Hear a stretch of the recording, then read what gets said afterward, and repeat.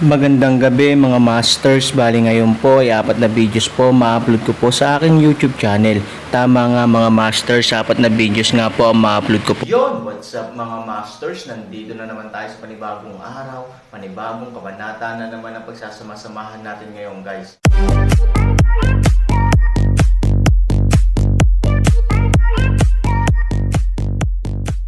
Bali mga masters, kung bago ka pa lang po sa aking YouTube channel, please click the subscribe button, lalong-lalo na po yung notification bell guys, para maging connected pa rin tayo sa isa't isa at maging updated kayo sa mga susunod ko pang video.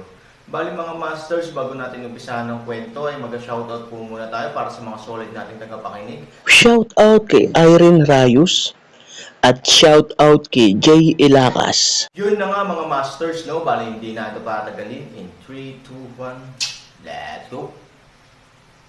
Mga master, magbabalik tayo sa pag-upload ng 4 na videos everyday simula ngayon araw. Salamat sa solid na pagsuporta mga master. Hindi nagtagal pagkaalis ni Fei Langsheng, umuwi si Ivory. Pinalampas lang nila ang pagkakataong magkita at iniwasan ang gulo ng Aaron sa pagpapaliwanag ng pagkakakilanlan ni Fei Langsheng kay Ivory. Si Ivory, na nakatira dito sa loob ng kalahating buwan, ngayon ay tinanggap ang villa sa gilid ng burol bilang kanyang tahanan. Pagdating ko sa bahay, bumagsak ako sa sofa sa sala at parang walang pakialam sa imahe ko sa harap ng Aaron. Ito ang nagpapasaya sa Aaron, dahil mas lalong walang pakialam si Ivory, mas lalo siyang natuwa, nagpapakita na wala siyang pag-aalinlangan sa Aaron at tinuturing niya ang Aaron bilang kanyang sariling tao. Sa katunayan, sa puso ni Ivory, itinuring niya si Aaron bilang kanyang asawa. Bagamat ito ay nasa hinaharap, hindi ito nakahahadlang sa kanyang pagtingin sa Aaron ngayon. Sa pagitan nila, kulang na lang ang mag-asawa. Nagbabasa lang. Pagod ka na ba? Nakangiting sabi ni Aaron kay Ivory. Tumingin si Ivory kay Aaron na may reklamo at sinabing, ang pagbabasa ngayon ay hindi isang madaling bagay. Sa tingin mo ba ito ay kasing lakas mo, kaya hindi mo na kailangang magbasa? Ngumiti si Han Sanchen. Hindi na niya kailangang magbasa ngayon dahil sa lakas ng kakayahan niya. Ang pagbabasa ay hindi na makapagpapaganda pa sa kanya. Bukod dito, may sapat na kaalaman si Han Sanchen. Pagkatapos ng lahat, pagkatapos ng kanyang muling pagsilang, nananatili pa rin niya ang lahat ng kanyang mga alaala. Sa oras na ito, biglang tumayo si Ivory at naglakad papunta sa Aaron. Ang ngiti sa kanyang mukha ay nagparamdam kay Aaron na nakakatakot. Alam ng Aaron na talagang hindi magandang bagay ang pagganap ni Ivory. Anong gusto mong gawin? Ang Aaron ay nagpakita ng isang mahiyain na ekspresyon, sa mundong ito, si Ivory lamang ang makakagawa nito. Magiging matatag din ako ha? Tanong ni Ivory. Tumanggo si Aaron. Matapos makuha ni Ivory ang kakayahang suportahan siya, magiging malakas siya, at ang kanyang lakas ay nasa itaas pa rin ng matinding dibisyon. Hindi masama. Dahil magiging malakas akong tao, walang kwenta ang pinag-aaralan ko ngayon, di ba? Sabi ni Ivory. Naunawaan ni Aaron ang ibig sabihin ni Ivory. Hindi pala siya nawawalan ng mga libro. Sa isang kahulugan, ang pag-aaral ay talagang hindi masyadong kapaki-pakinabang para kay Ivory. Ang halaga na maipapakita ay ang paglipat lamang ng idle time ni Ivory. Kung hindi siya makaligtaan ng mga libro, tiyak na susuportahan siya ng Aaron, dahil mas maraming oras para magsanay. Kung hindi mo makaligtaan ang mga libro, huwag basahin ang mga ito. Sabi ni Aaron. Talaga, si Ivory ay kumislap ng malalaking mata at nasa sabik na nagtanong. Siyempre totoo naman, sabi ni Aaron. Sayang naman. Muling iniyuko ni Ivory ang kanyang ulo, mukhang nanlulumo, at sinabi, ano ang silbi ng iyong kasunduan? Ngunit ang aking ama ay hindi pumayag.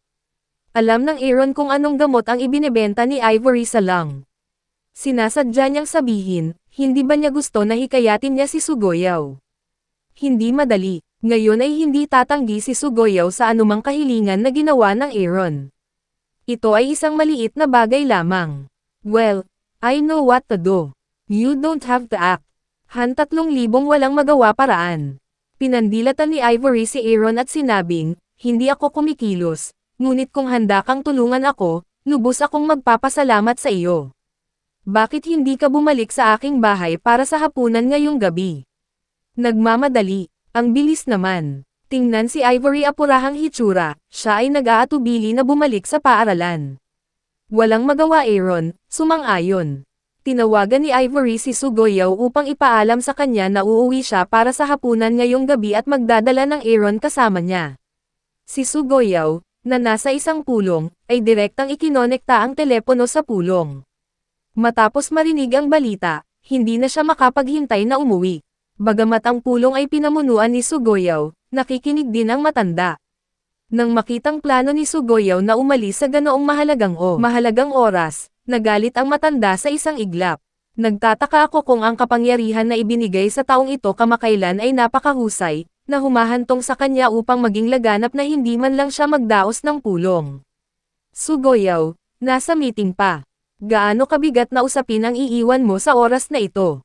Bulalas ng matanda. Sa pulong, ang ilang miyembro ng pamilyang Su na hindi nasisiyahan kay Sugoyaw, matapos marinig ang mga salita ng matanda, lahat ay nagpakita ng ngiti ng pagkahulog sa balon. Dad, kailangan ko nang magmadaling umuwi. Naaninag lang ni Sugoyaw na nasa conference room pa rin ang matanda. Malamig na ngumuso ang matanda at sinabing, oras na ba para umalis sa trabaho? Uuwi ka na. Ano ang mas mahalaga kaysa sa meeting ng kumpanya?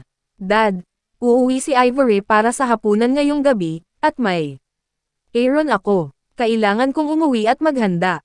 Paliwanag ni Su. Pakinggan ni Aaron itong tatlong salita, agad na nawala ang galit sa mukha ng matanda. Bagamat naisip niya na wala nang mas mahalaga kaysa sa pagpupulong noon, nang banggitin niya ang Aaron, ito ay isang sirang pagpupulong, ano iyon? Binigay ng Aaron ang buhay ng matanda at ang kinabukasan ng pamilyang Su.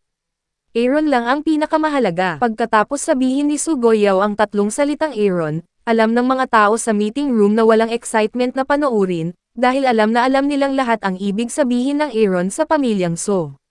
Hanggat nauugnay ito sa Aaron, hindi mahalaga kahit na gumuho ang langit ng pamilyang Su. Medyo nahiya ang matanda. Pagkatapos ng lahat, kapag tinanong niya si Sugoyaw ng husto, hindi niya maiwasang maramdaman na hindi siya makakababa. Gayunpaman, ang kanyang katayuan sa pamilyang Su ay hindi isang bagay na nang-ahas na punahin ng iba. Matapos hilingin ng matanda na umalis ang iba, pumunta siya kay Sugoyaw at nagtanong, pwede ba akong sumama sa inyo? Pwede bang sabay tayo? Hindi magkasama. Ito ay nagpapakita na ang matanda ay nagtatanong kay Sugoyaw. Bagamat mayroon siyang ganap na masasabi sa pamilya Su, hindi siya nang-ahas na gumawa ng sarili niyang desisyon sa bagay na ito. Hindi inisip ni Sugoyaw na may problema sa pagtatanong ng matanda. Kung tutusin, ito ay may kaugnayan sa Han 3,000. Kahit ang matanda ay hindi nang-ahas na maging masyadong mayabang. Dad, of course, kung wala kang ibang gagawin, try my craft, sabi ni Sugoyaw. Tuwang-tuwa ang matanda at sinabing, tara na, pero huwag mong hayaang maghintay si Aaron. Sabay silang umalis ng kumpanya. Bago umuwi, dinala siya ni Sugoyaw sa supermarket at bumili ng ilang sangkap. Bagamat hindi gaanong alam ng matanda ang aspetong ito, lagi naman itong bumibili ng mamahalin. Kung tutusin, ini-entertain niya ang Aaron. How dare he be careless? Pagbalik nila sa bahay ni Su, hindi pa umuwi sina Aaron at Ivory. Ang matanda ay uupo sa sala at naghihintay na parang naglalakad sa manipis na yelo, habang si Sugoyaw ay abala sa kusina.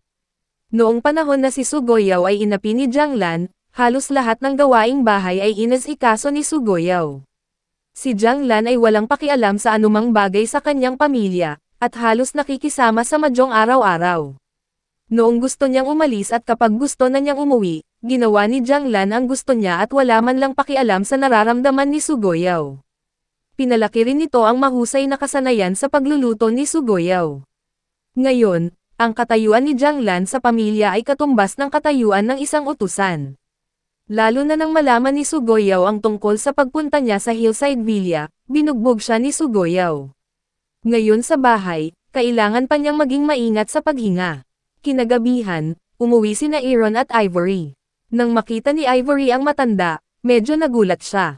Gayunpaman, ang Aaron ay tila napakalmado, at nakakaramdam pa nga ng makatwiran.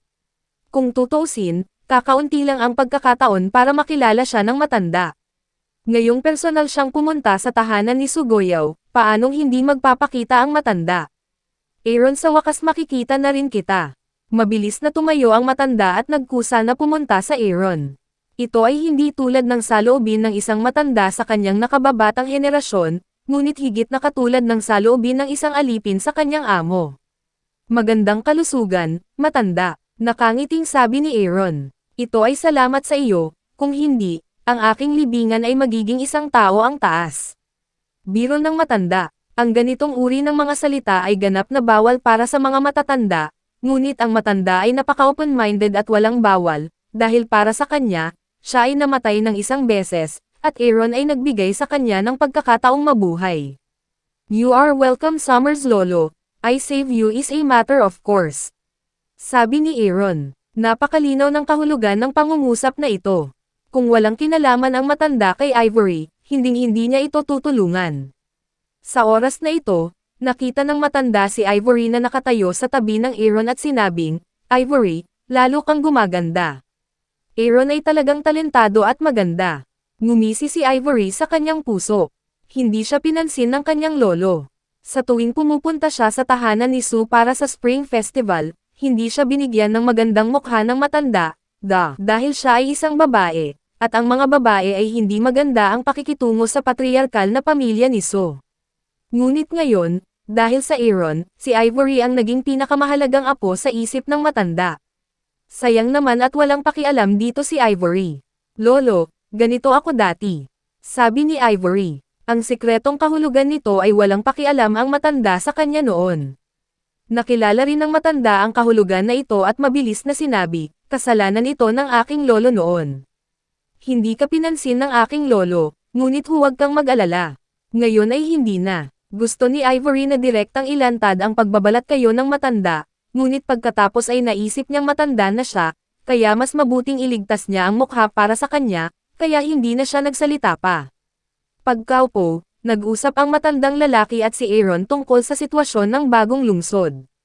Para sa mga bagay na ito, walang pakialam ang Aaron. Gaano karaming pera ang maaari niyang kikitain at kung gaano kataas ang kanyang katayuan sa lipunan ay hindi gaanong mahalaga sa Aaron. Ngunit sinabi ng matanda na lumilipad ang laway, hindi rin nakagambala ang Aaron, ito ay upang hayaan siyang magkaroon ng magandang oras. Gayunpaman, nang ang matanda ay nagpahayag ng kanyang sariling mga opinyon sa pagtatayo ng bagong urban area, agad na lumamig ang ekspresyon ng Aaron. Bruce Lee is fully responsible for Feng Chen's affairs. If you have any opinions, you can go to him. As long as pumayag siya, walang magiging problema. Yun na nga mga masters, no? Bali panibagong kabanata na naman yung natapos natin ngayong gabi. Muli, maraming salamat po.